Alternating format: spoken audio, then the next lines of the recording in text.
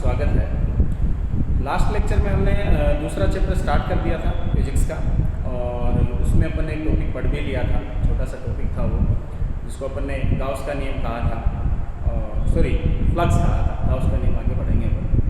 Flux कहा था, और क्या होता है फ्लक्स, किसे कहते हैं और कैसे अपन फ्लक्स फाइंड आउट करते हैं, ये हमने देखेंगे, है ना। अब हम एक छोटी सी बात और कर लेते हैं आवेश वितरण से संबंधित, और उसको अपन एक नया नाम देते हैं सतत आवेश। क्या नाम देते हैं?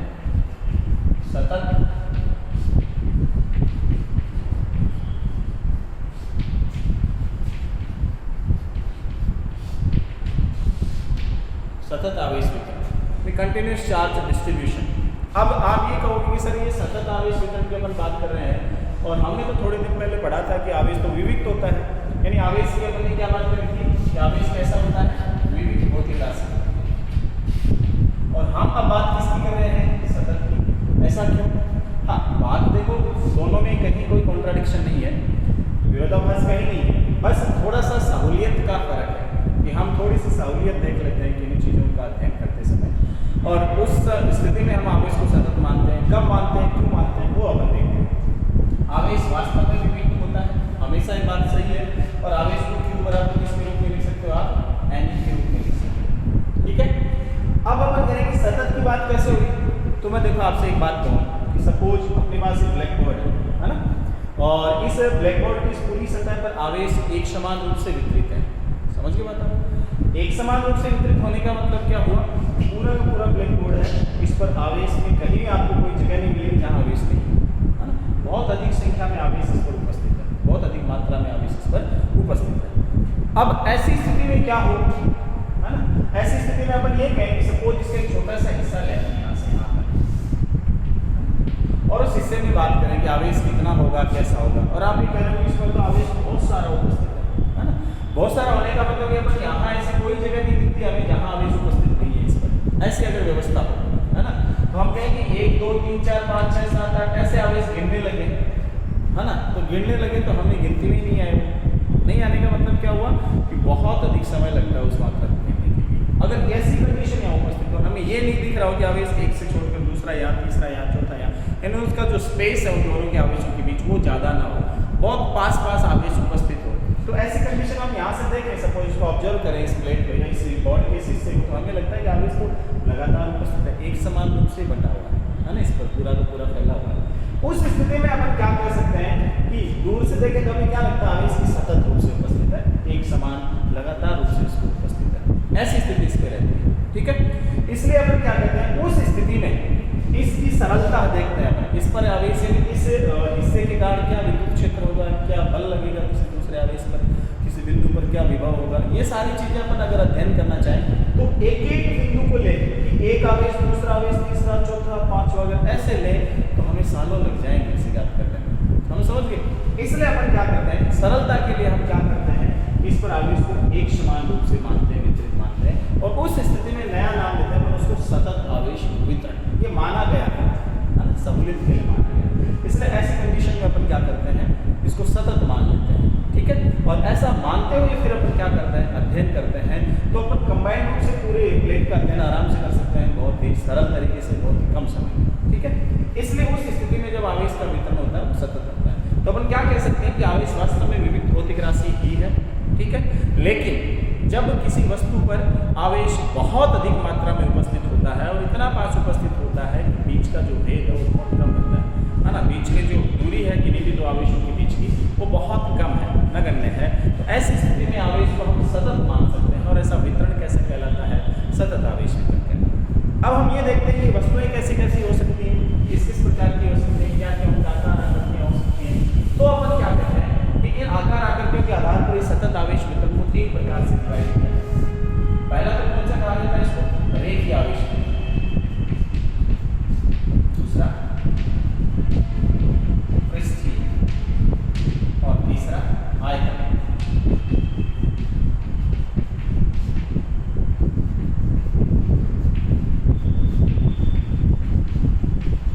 आवेश है ना, 3 प्रकार से अपन इसको डिवाइड कर लेते हैं सरलता के लिए। फिर वही बात है, रेखीय आवेश वितरण का मतलब क्या हुआ कि सपोज आपके पास जो वस्तु है वो लीनियर है, एक भी नहीं है। जैसे अपन सिंपल एग्जांपल लें, सपोज आपके पास कोई तार है, ये तार आपके पास है, इसकी लंबाई की तुलना में इसकी चौड़ाई या इसकी मोटाई जो है वो बीमा बहुत कम है, इसलिए इसको अपन एक भी मान सकते हैं। और इस पर अगर आवेश उपस्थित है, प्लस हो चाहे माइनस हो, इस प्रकार से आवेश उपस्थित है, एक समान रूप से उपस्थित है, तो उस स्थिति में इस आवेश वितरण को अपन क्या नाम देते हैं? रेखीय आवेश वितरण देते हैं। दूसरा, अगर अपने पास है जैसे ब्लैक बोर्ड अपन ने लिया था, है ना, इस तरह से कोई सरफेस उपस्थित है, तल हो, पृष्ठ हो, और उस पृष्ठ पर अगर आवेश एक समान रूप से वितरित हो, जैसे ये पृष्ठ ले लिया मैंने, इस पर अगर आवेश एक समान रूप से वितरित हो तो क्या स्थिति रहती है उसकी? पृष्ठीय आवेश वितरण कहलाता है, सतत आवेश, पृष्ठीय सतत आवेश वितरण कहलाता है, ये स्थिति। हालांकि आपको दिख रहा है लिखते टाइम, लेकिन ये इतना दूर दूर नहीं होता, बहुत पास पास होता है, इसलिए ये कौन सा आवेश कहलाता है? सतत आवेश वितरण, पृष्ठीय आवेश वितरण।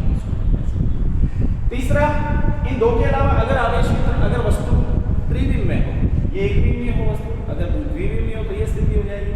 अगर वस्तु क्या हो? त्रिविम में हो, तो उस स्थिति में आवेश वितरण कैसा होता है? अपन एक सिंपल एग्जांपल ले लेते हैं,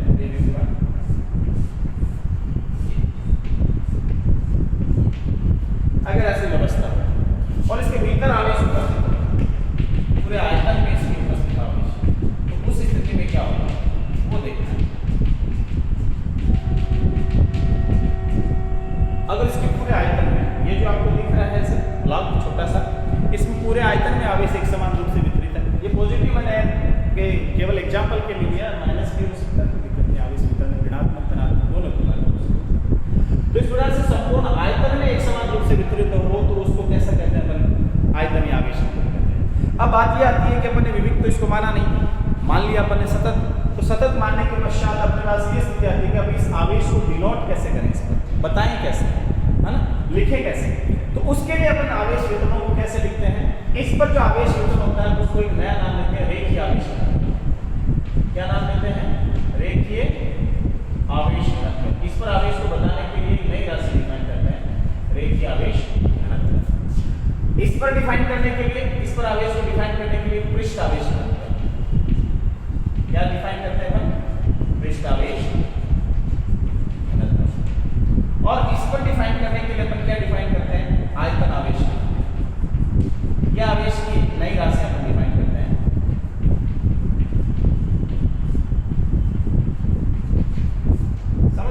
घनत्व के रूप में अपन इसको डिफाइन करते हैं। घनत्व का मतलब जिस प्रकार की आपने व्यवस्था ली है उसके एकांक भाग में मान कितना है वो घनत्व कहलाता है, समझ गए?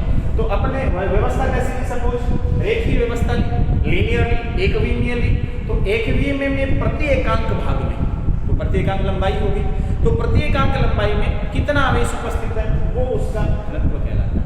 व्यवस्था कैसी है? रेखीय, इसलिए इसको कैसे कहते हैं? घनत्व किसका है? आवेश का, इसलिए क्या कहेंगे इसको? रेखीय आवेश घनत्व कहेंगे। इसको सामान्यतः लैम्डा से डिनोट करते हैं, इससे डिनोट करते हैं, लैम्डा से डिनोट करते हैं। दूसरा अपने पास आता है पृष्ठ आवेश घनत्व, इसको अपन सिग्मा से डिनोट करते हैं। यही बात होगी। व्यवस्था कैसी है अपने पास? पृष्ठीय, है ना, तो पृष्ठीय इसका मतलब पृष्ठ के एकांक भाग में आवेश कितना उपस्थित है वो उसका घनत्व कहलाएगा।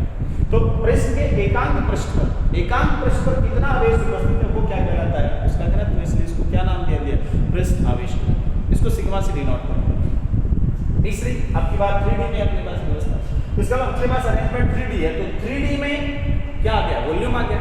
इसका मतलब 3D में, 3D के एकांक भाग यानी आयतन के एकांक भाग में, यानी एकांक आयतन में कितना आवेश है वो उसका क्या कहलाता है? घनत्व कहलाता है। इसको इसलिए क्या नाम दे देते हैं? आयतन आवेश घनत्व। इसको हम किससे डिनोट करते हैं? रो से डिनोट करते हैं, सिंपल सी बात है। या अपन एक देखो, इस पे छोटा छोटा सा अपन हिस्सा लेके और फिर छोटे शब्दों में इसको एक्सप्लेन करें। सपोज हम ये कहते हैं कि ये जो आवेश वितरण है ना वो सतत और एक समान है, इस पर भी एक समान है, इस पर भी एक समान है, तो छोटा सा ऐसा यहाँ से उठाएं चाहे यहाँ से उठाएं, सभी जगह पृष्ठ आवेश घनत्व क्या रहेगा? सेम।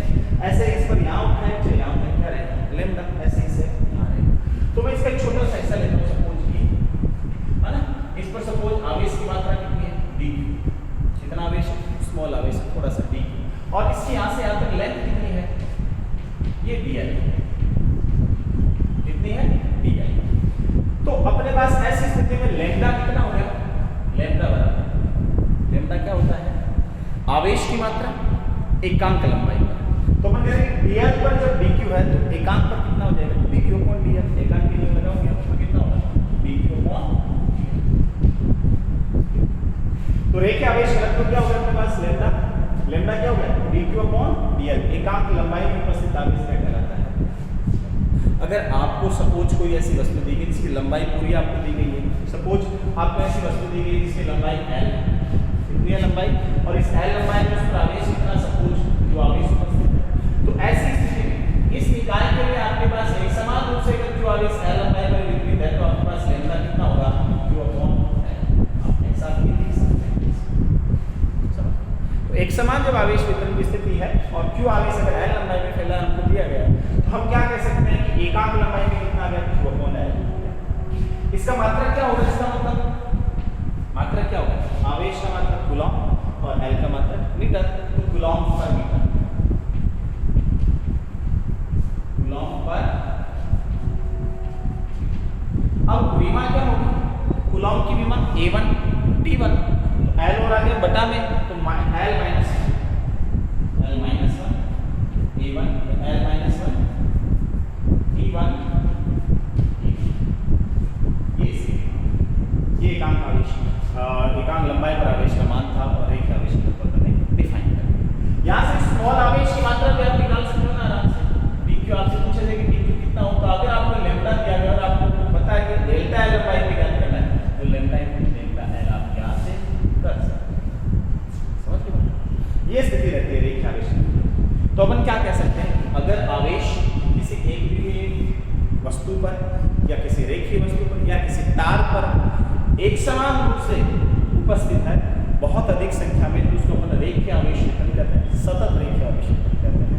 और उस कंडीशन में एकांक लंबाई पर जो आवेश उपस्थित है उसको अपन रेखीय आवेश घनत्व कहते हैं, जिसको अपन लैम्डा से दिखाते हैं, जिसका मात्रक कूलॉम पर मीटर होता है, विमा l माइनस a1।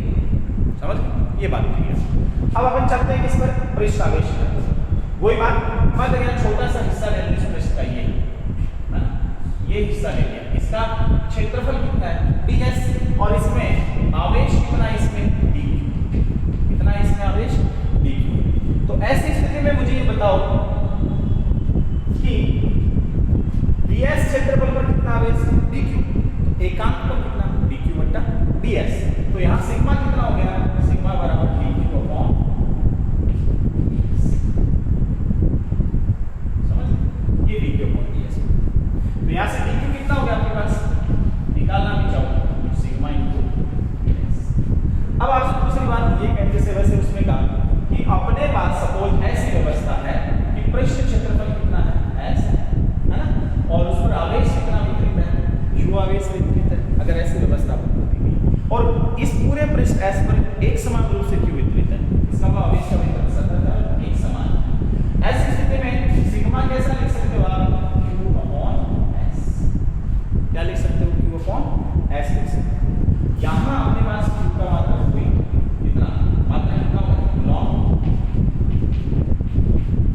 पर मीटर। तो विमा क्या होगी इसकी? विमा यहाँ से l माइनस a1, ये अपने पास कौन सा आवेश का रहता है? पृष्ठ आवेश का। तीसरा आयतन आवेश। आयतन आवेश में यही वही बात, मैं छोटा सा आयतन ले लेता हूँ ऐसे, ये छोटा सा आयतन है ना, dv आयतन है और इसमें आवेश कितना है? dq आवेश, ये मेरे पास है। तो मुझे बताओ कि dv आयतन में dq आवेश है तो एकांक में कितना हो जाए? इसको मैं रो कर देता हूँ dq अपॉन, ठीक है, या dq आवेश कितना होगा? ऐसे भी डिनोट कर सकते हैं आवेश को। वही बात फिर से अपन लागू करें कि अगर ये आयतन v है, आयतन कितना है? v, और इसमें q आवेश एक समान रूप से वितरित है, तो ऐसी स्थिति में अपने पास क्या होगा? रो कितना होगा? q अपॉन, और इसका मात्रक कितना हो जाएगा? मात्रक कूलॉम पर मीटर, कूलॉम पर मीटर। तो वो विमा कितनी रहेगी? l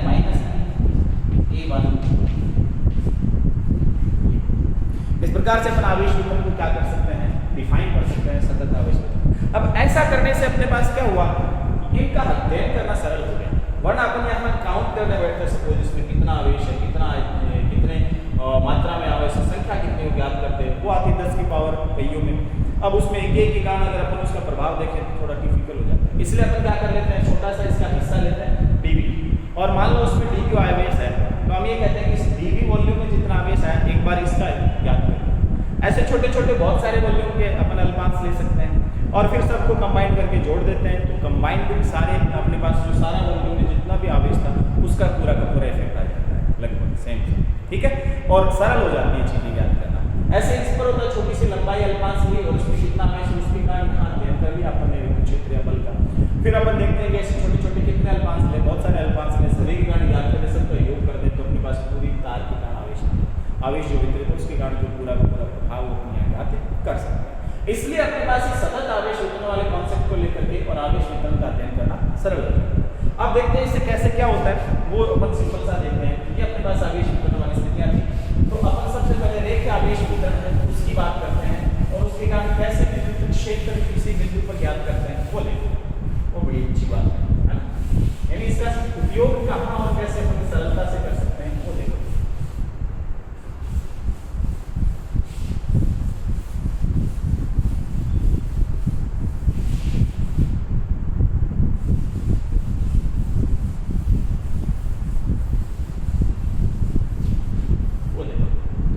उसके लिए अपन क्या करते हैं, पहली बात विद्युत क्षेत्र का अध्ययन करना है। इसका अध्ययन करना है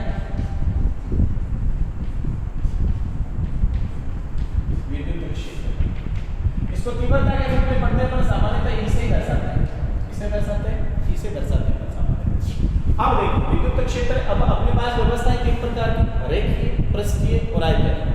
तो पहला अगर अपने पास रेखीय आवेश किसके कारण, विद्युत क्षेत्र किसके कारण, रेखीय आवेश वितरण के कारण। ऐसा अगर आपको कहीं वितरण दिया गया और उसके कारण किसी बिंदु पर आपको विद्युत क्षेत्र ज्ञात करना हो तो कैसे ज्ञात करते हैं वो देखो। पहली बात, अब आर्बिट्ररी ले लेते हैं, कोई बड़ी बात नहीं, सपोज मेरे पास ये रेखीय आवेश वितरण इस प्रकार से ए से बी वितरण, इस पर आवेश एक समान रूप से तार है तो इस प्रकार से व्यवस्थित है, ठीक है। मैं कहता हूं कि इस पर एकांक लंबाई में जो आवेश है वो लैम्डा है, आवेश घनत्व कितना इस पर लैम्डा। इसका छोटा सा अल्पांश मैंने यहाँ से लिया और उस अल्पांश की लंबाई कितनी मैंने dl लंबाई में, और इस अल्पांश में आवेश कितना आ गया, dq आवेश है, ठीक है।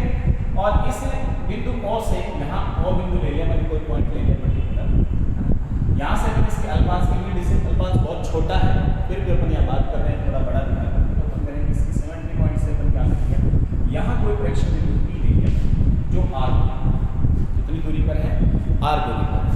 इस पर मुझे विद्युत क्षेत्र ज्ञात करना है, कितना होगा विद्युत क्षेत्र। उसके लिए अपन क्या करें, हमें इस अल्पांश की बात करनी है। ऐसे बहुत सारे अल्पांश में हमने इसको बांट लिया पहले, ठीक है। तो हम ये कह सकते हैं कि यहाँ dq आवेश की अल्पांश बहुत छोटा है, इस r की तुलना में इसकी लंबाई dl बहुत छोटी, यानी r की तुलना में dl बहुत छोटा है। अगर ये r की तुलना में dl बहुत छोटा है तो इस dq को क्या माना जा सकता है, बिंदु आवेश। क्या माना जा सकता है, बिंदु आवेश। समस्या खत्म हो गई, क्योंकि बिंदु आवेश के कारण अपन ये जानते हैं dq आवेश के कारण इस बिंदु पर विद्युत क्षेत्र होगा, कितना होगा, k dq अपॉन r, परिमाण उसका ही होगा, दिशा ही बदलेगी आपके, कोई दिक्कत नहीं। तो d कितना होगा, k dq upon r square होगा। अब ये dq क्या है, अल्पांश पर उपस्थित आवेश। ऐसे अल्पांश बहुत सारे बना सकते हैं अपन इसके, तो अब छोटे छोटे अल्पांश हैं, है ना, तो सबके कारण जो विद्युत क्षेत्र है अगर अपने पास ऐसा हो, ऐसा हो dl अपने पास या dq का मान रख दो आप एक बार, कितना आया k लैम्डा dl, क्योंकि लैम्डा की डेफिनेशन तो अपन जानते हैं ना, कितने dq अपॉन dl, तो dq कितना हो गया, लैम्डा dl, ये अपन को पता चल गया कि अपन lambda dl upon r square. अब आप ये तो जानते हो कि dl जो अपने पास है ये अगर बहुत छोटा है, यानी अगर dl टेंड्स टू 0, तो हम ये जानते हैं कि ऐसे छोटे अनंत अल्पांश हो सकते हैं और सबके कारण यहाँ विद्युत क्षेत्र इस विचार से हम ज्ञात करेंगे। तो परिणामी जो विद्युत क्षेत्र होगा E वो कितना होगा, समाकलन ऑफ। अब इसकी लंबाई टोटल L है, तो उस L पर अपन समाकलन कर रहे हैं, इस पर समाकलन कर रहे हैं L पर। क्लियर हो गया अपने पास इंटीग्रेशन। अब B का मान रखो कितना है, E बराबर, क्योंकि लैम्डा देखो आपने कहा कि कांस्टेंट है, कोई दिक्कत नहीं है ना।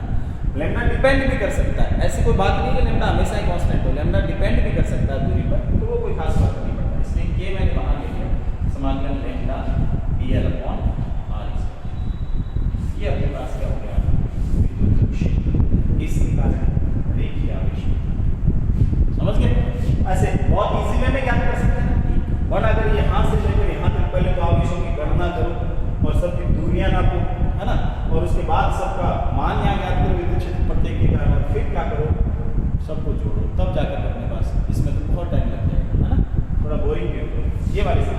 अगर लैम्डा अपने पास नियत अपन ये कहेंगे सपोज एक समान है इस पर और लैम्डा कांस्टेंट है सारी तार की लंबाई पर, तो लैम्डा बाहर आ जाएगा, कोई दिक्कत नहीं, उसमें बीच में dl अपॉन r। ठीक है, ये वाली स्थिति ऐसे हम विद्युत क्षेत्र ज्ञात कर सकते हैं। सेम स्थिति अगर अपने पास ऐसा आवेश क्षेत्र हो, ऐसा रेखीय नहीं हो, दूसरा आवेश क्षेत्र अपने पास कैसा आ गया, पेपर में पढ़ा था।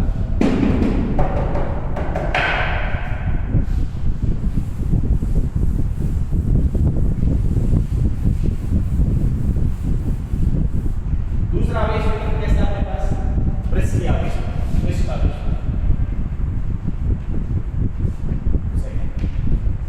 अगर इस प्रकार की व्यवस्था है ना, तो अपन क्या करते हैं, सपोज अपने पास कोई पृष्ठ इस प्रकार से,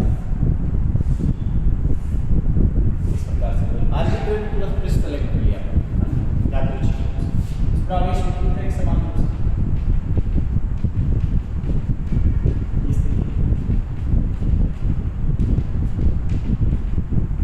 या आवेश मैं क्या करता हूं, इस पृष्ठ पर एक छोटा सा अल्पांश ले लिया मैंने यहाँ, ये है ना, और इसका क्षेत्रफल कितना है ds, इसमें आवेश कितना है dq, और ये जो पृष्ठ मैंने लिया है जिस पर आवेश है उस पर पृष्ठ आवेश घनत्व है सिग्मा, वो मैंने एक समान लिया है यहाँ, कोई दिक्कत नहीं।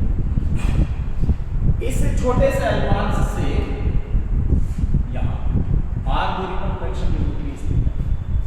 अब पहली बात तो मैं सिग्मा की डेफिनेशन देखूं पृष्ठ आवेश की तरह से, तो क्या होगा dq अपॉन ds, इस अल्पांश पर कितना आवेश है dq, तो एक काम पर कितना हो जाएगा dq अपॉन ds, यहां से मैं dq की निकाल सकता हूं सिग्मा ds।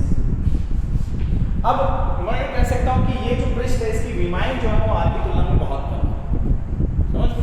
तो ऐसी स्थिति में इस dq को क्या मान सकता हूं मैं, बिंदु आवेश, क्या मान सकता हूं, बिंदु आवेश।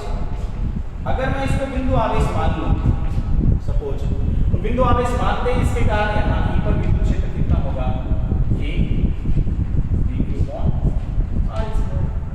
मान लें तो dq कितना हो गया, K sigma ds upon r square. ठीक है, ये स्थिति। अब अपन कह रहे हैं कि ऐसे सपोज ds बहुत सारे हैं, छोटे छोटे, यानी ds टेंड्स टू 0 है, यानी ds का मान बहुत कम है, बहुत छोटा है ये, और ऐसे असंख्य छोटे छोटे अल्पांशों से पृष्ठ बना है, और सभी के कारण विद्युत क्षेत्र ऐसे प्राप्त होता है। तो सभी को अगर हम जोड़ें ऐसी कंडीशन में, तो परिणामी जो विद्युत क्षेत्र होगा समाकलन सारे पृष्ठ इस पर जोड़ना पड़ेगा, है ना, dq हो जाएगा। मान रखा अपने तो कितना आ गया, k बाहर आ गया कांस्टेंट है, समाकलन sigma ds upon r square. ये अपने पास सिग्मा अगर कांस्टेंट है सारे पृष्ठ पर एक समान है तो सिग्मा भी बाहर आ जाएगा, अगर ये r पे डिपेंड करता है तो अंदर आ जाएगा। ये पृष्ठ है, बहुत सिंपल हो गया ना, तो सिग्मा का मान दिया ही रहेगा, ds आपको पता ही रहेगा r स्क्वायर। तो इस प्रकार से अपन क्या कर सकते हैं, किसी पृष्ठ के कारण भी उस पर आवेश वितरित है तो उसके कारण भी किसी बिंदु पर विद्युत क्षेत्र आसानी से ज्ञात कर सकते हैं। ये और सिंपल तरीका। तीसरा अगर अपन देखना चाहें तो कौन सा,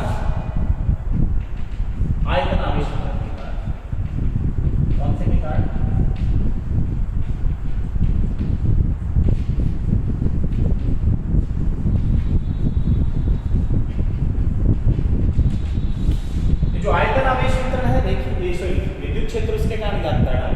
सपोज अपने पास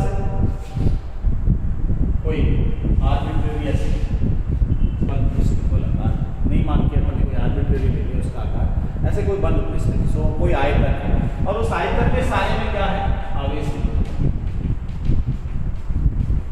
भीतर है, संपूर्ण आयतन में उसमें क्या है, आवेश। ठीक है, मैं क्या करना चाहता हूं, इसमें छोटा सा अल्पांश लेना चाहता हूं, जो मैंने अल्पांश ले लिया, इसमें आवेश है ठीक, इसका आयतन है और इसमें जो आवेश घनत्व है वो है, यानी एकांक आयतन में कितना आवेश है वो। ठीक है, तो देखो यहाँ स्थिति क्या बनती है, अगर अपन ये कहें कि ये जो dq है ये बिंदु आवेश, यानी इसके कारण किसी बिंदु P पर हमको विद्युत क्षेत्र ज्ञात करना है, इस दूरी की तुलना में इस आयतन की जो विमाएं हैं वो बहुत कम है, तो इस dq को क्या माना जा सकता है, बिंदु आवेश। क्या मान सकता हूं मैं, इसको बिंदु आवेश मान सकता हूं, इसको बिंदु आवेश मानते हैं। इस बिंदु पर विद्युत क्षेत्र जो होगा इस आवेश dq के कारण वो कितना होगा, k dq अपॉन r। ये सिंपल सी है। अब अपन क्या करें, ऐसे छोटे छोटे आयतन अल्पांशों में पहले तो बात ये भी है कि जो रो है वो वास्तव में होता क्या है, dq अपॉन t। तो यहाँ से dq कितना आ गया मेरे पास, वो एक इस dq को अपन यहाँ रख दें तो de हो जाएगा k रो dv अपॉन r। अब अपन ये कहें कि dv जो है वो टेंड्स टू 0 है, यानी अपन ने जो आयतन अल्पांश यहाँ सेलेक्ट किया है वो बहुत ही छोटा है, और ये जो संपूर्ण आयतन है ये v आयतन आपको दिख रहा है, ये संपूर्ण आयतन ऐसे छोटे छोटे असंख्य अल्पांशों से मिलकर बना है, और प्रत्येक अल्पांश का विद्युत क्षेत्र इस प्रकार से ज्ञात होगा।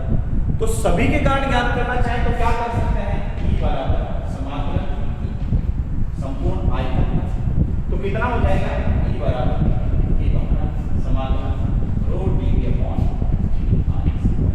इस आयतन अगर दो भी कांस्टेंट है संपूर्ण आयतन में एक समान घनत्व है तो उस कंडीशन में वो बाहर आ जाएगी और ये अपने पास विद्युत। तो इस प्रकार रेखीय आवेश वितरण, पृष्ठीय आवेश वितरण और आयतन आवेश वितरण तीनों प्रकार को अपन डिफाइन कर सकते हैं, और तीनों ही प्रकार का आवेश वितरण है उसमें अगर आवेश को अपन सतत तरीके से माने तो उसके कारण विद्युत क्षेत्र बहुत ही ईजी वे में अपन ज्ञात कर सकते हैं। इसीलिए अपन क्या करते हैं, हालांकि क्वांटीकृत होता आवेश ऐसा होते हुए हम उसको सतत मान करके विद्युत क्षेत्र निकालते हैं, जो बहुत ही अगर पर्टिकुलर एक एक के कारण निकाले आवेश निकालो तो लगभग सन्निकट मान प्राप्त होता है। ठीक है, ये अपने पास सतत आवेश वितरण था।